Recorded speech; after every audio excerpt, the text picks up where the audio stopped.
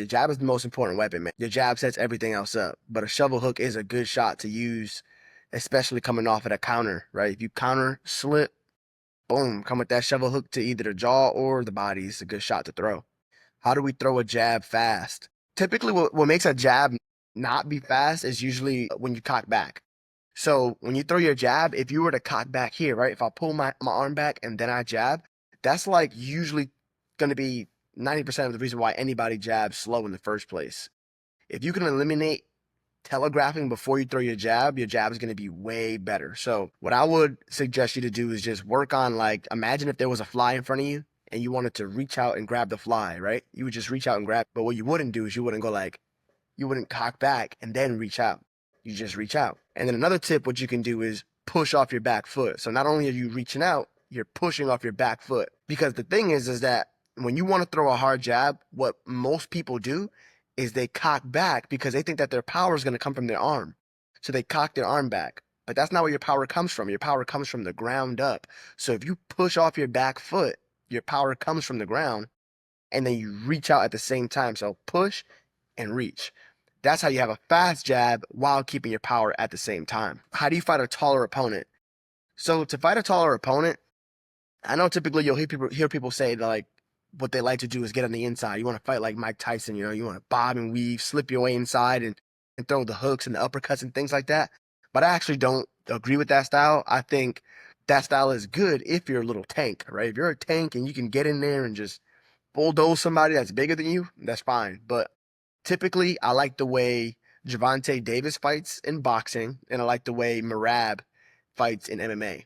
If you look at their styles, I'm not saying Merab is anywhere close to Gervonta Davis's skill set, but what they both do is they stay on the outside of their longer opponent's reach. When you're the shorter fighter, fighting on the outside of your opponent's reach is always a good idea, because if you try to stand somewhat close to them or mid-range, they're going to pick you apart with that jab all night long. And you don't want that to happen. So you want to stand further than their jab range, which means in order for them to get to you, they have to move forward. And when they move forward, that's your opportunity to counter them or move inside or close the distance right there. Outside of you just waiting for them to move forward, you have to be able to close the distance fast, get in, and get back out. So you never want to be in the middle when you're fighting against somebody taller. You always want to be going really close or getting right all the way back out. And if you watch people like Tank Davis, he barely takes any punishment, even though he's a shorter fighter fighting against taller people. If you watch Merab, he barely takes any punishment because he's a shorter fighter fighting against taller people. Definitely, if you're fighting somebody taller, you want to stay on the outside. Stand too close to your opponent, or don't stand in mid-range. I sometimes do a flicker jab. Is that using a backhand? Is that legal? A flicker jab is not using a backhand. You could do a flicker jab in MMA and boxing. You do have to be careful though, because obviously if you over exaggerate it and start hitting them with the back, that would be illegal. But I'm pretty sure Tyson Fury uses that flicker jab a lot. He has all kinds of different tools in his bag. If you want to study the flicker jab, watch somebody like Tyson Fury.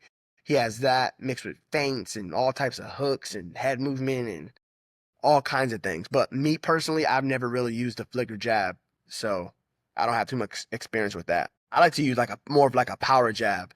So when I jab, I like to put more power into it, push off that back foot. There's a lot of different types of jabs too, like vertical jabs, and there's different ways you can use it, but that's my favorite. My man said, "Who's your hero?" My hero in fighting, Floyd Mayweather. Gotta be Floyd Mayweather. I watched so much Floyd Mayweather growing up.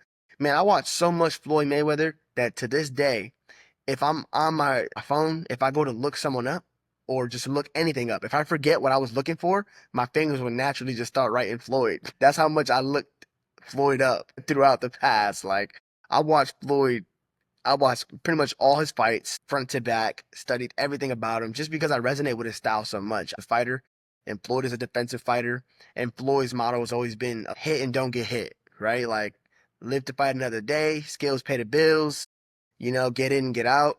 And that's just a style that I like a lot, just because I'm defensive naturally. I'm not saying everybody has to fight defensively, but I personally think that defense should always be key, because confidence comes from defense. Think about it. If you know for a fact that you're not going to get hit, if you know for a fact that you're going to be safe when you fight, why would you be nervous? What makes a person nervous when they fight? A person is nervous because they feel that they're going to be in danger. They could get hit, they could get knocked out, they can get embarrassed in front of all their friends and loved ones. But when you know for a fact you're going to go in there and leave the same way you came in, healthy, with all your mental faculties intact, why would you be nervous? You wouldn't be. So the better your defense is, the higher your confidence is. So I strongly recommend everybody to be defensive fighters, even if you're not naturally a defensive fighter. But I'm not saying that's the only way to do things. I got beat up by an experienced man, and he was really strong and said he has low body FT. He had low body FT. I don't know what you mean by that. Are you southpaw? Yes. Well, I'm both. I fight both ways. I fight orthodox and I fight southpaw just because I think it's better to fight both ways. If you only fight orthodox, there's a lot of tools that you won't have against other orthodox or southpaw fighters. If you fight southpaws, there's a lot of tools that you won't have against other orthodox and other southpaw fighters. So I think you should be able to fight both ways. But actually, here's the interesting part about this. When you're fighting, it's not really important whether you're orthodox or whether you're southpaw. What's important is whether you're fighting open stance or closed stance. Closed stance is when you're fighting in the same stance as your opponent. Open stance is when you're fighting in the opposite stance of your opponent. That's actually the most important key, because how you fight against someone in open stance is different than how you fight against somebody in closed stance. And sometimes somebody might be good as a southpaw fighting against other orthodox fighters, but they might not be good against other southpaw fighters because they're not comfortable fighting closed stance. So typically, southpaw fighters are more used to fighting open stance. Orthodox fighters are more used to fighting closed stance because most people are orthodox. So I think you should be able to fight both ways, but it's not just two ways, it's four ways. You should be able to fight orthodox, open and closed, and southpaw, open and closed. If you can fight all these four ways, you're a good fighter. It means anywhere the fight is, you're comfortable. Why are MMA fighters so strong even though they don't do bodybuilding? Well, the thing is that MMA fighters are not all strong, first of all, but a lot of them can be strong because they're grappling a lot. They're using a lot of their body strength in order to do their job for a living. I mean, think about it. Boxers never have to grapple. They never have to wrestle. They never really have to lock up. I mean, some boxers do. They get more aggressive on the inside, but 9 times out of 10, the ref is just going to break it up anyway. So you don't really have to be that strong of a person. Whereas in MMA, you have to be strong. You have to be able to fend someone off. And I know people say, oh, you don't have to be a strong fighter, or they say you don't have to be that strong, right? Strength is not the end all be all. But it's actually very important, because if you're equal in skill, then the person who's stronger is going to be better automatically because he's stronger than the other one. And another thing is, the stronger you are, the less cardio you use to perform the same tasks. So for me to pick up another 135-pound fighter who's 150 on fight night, it takes a certain amount of strength. But if I'm stronger, it takes less effort from me. So you're actually going to save cardio by being stronger. So you want to be stronger. And that's why a lot of times MMA fighters are stronger in general than boxers or kickboxers. What do you think is practical for protecting yourself in the street?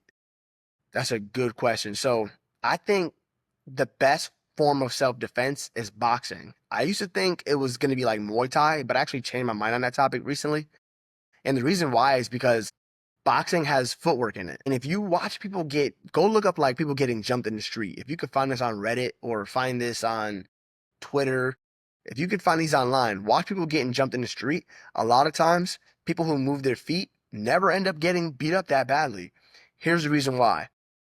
If you're in a street fight situation, 9 out of 10 people have no idea how to punch. They have no idea how to strike technically, right? So keep that in mind. A trained fighter would prefer to plant their feet and then throw punches, right? A trained fighter, someone who knows how to fight. If you move your feet against a trained fighter, they're going to have a harder time hitting you. Why? Because they have to move their feet at the same time while trying to hit you. So they're already less comfortable, even as a trained fighter. Now, let's take a street fighter. A street fighter doesn't know how to fight. He would love to have his feet planted because he doesn't even know how to fight, even if his feet were planted, but at least let him have his feet planted.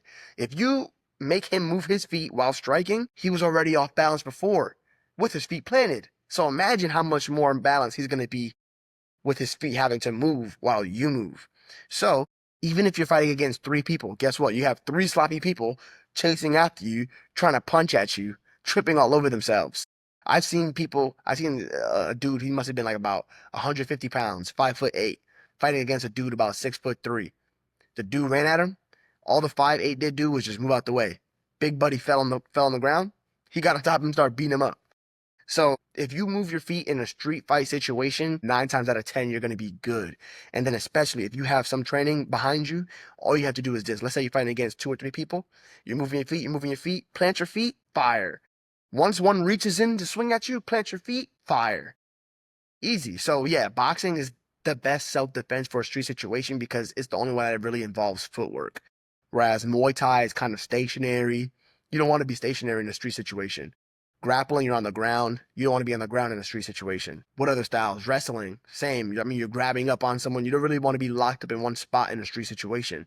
So, therefore, boxing, moving your feet, best self-defense, easily.